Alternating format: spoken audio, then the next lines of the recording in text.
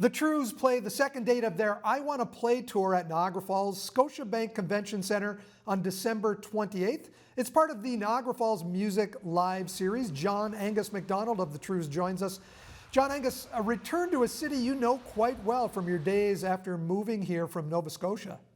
Yeah, it's certainly an adopted home of ours. We set up shop there in the early aughts and moved into a little house at the corner of Main and Murray and just jammed and wrote songs incessantly and got to know all the other local musicians and got to know all the local bars and venues. I think we were there for about 3 years before we all started to sort of migrate out to different cities and also we were constantly on the road. But Niagara is certainly a home base for us, 6289 Main Street is the address of that house, and it looks like it's slated to be demolished. I've been getting pictures. Sadly, people have been sent. The word is out that was the house. We called it the House of Ill Fame, and that's our first album was called that. So people kind of go there and get pictures in front of it, but I guess not for long because it looks like it's not got long left. You, for the new album, Wanderer, worked with Rich Robinson of the Black Crowes. What was that experience like?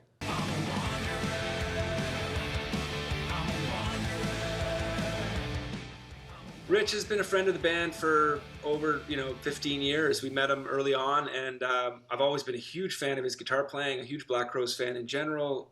Always wanted to work together, and just the stars finally kind of lined up in late 2019.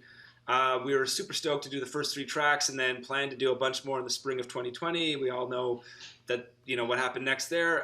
But those 3 tracks that we did end up doing with them are 3 of my favorites, and I really enjoyed the experience. I have to ask you this question because I can't compare the Trews to the Black Crowes without talking about brother dynamics. Rich and Chris, basically fisticuffs at points in their career together. What about you and Colin?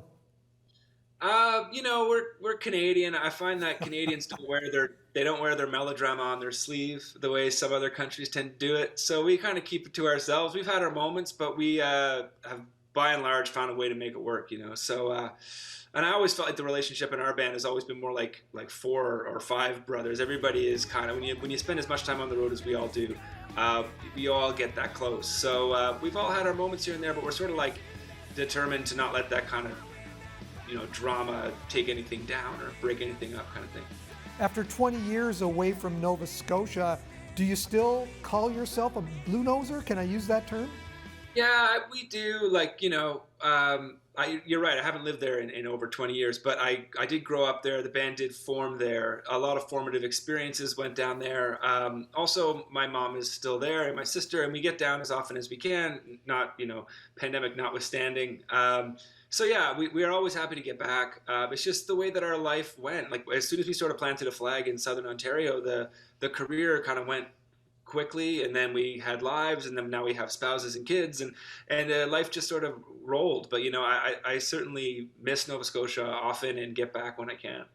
True sign of success for the Trews. I'm going to compare you to Iron Maiden, Rush, the Tragically Hip. They've all had their names on beer labels, and so do the Trews right now.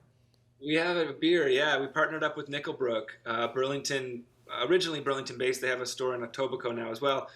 They approached us about a year ago to try to do a collab, and we took the time to sort of find the beer we would like to drink. It's one thing I don't mind putting my name on because I've been, it's a product I've been standing behind most of my life. But it did turn out really good. It's a Pilsner, and it's refreshing and it's really good. So I do stand behind it. If you can pick one out, you can order it online at the Nickelbrook store, or you can go into their storefronts, which are in Etobicoke and Burlington, and pick some up. John-Angus, for the gig here in Niagara Falls on December 28th, is there anything special planned? I know it's going to be loud because that new album, Wanderer, is extremely loud. So that, and we have our pals in Revive the Rose opening the show, who are native sons of the Niagara region. I worked with them on a bunch of their singles. I produced for them, and love playing with those guys. So I think it's going to be a high energy, burn off the turkey after Christmas, get your good night in before New Year's Eve kind of vibe. John-Angus, thanks so much for taking some time out to talk with us today. Great to meet you. It's great to meet you. Thanks for having me.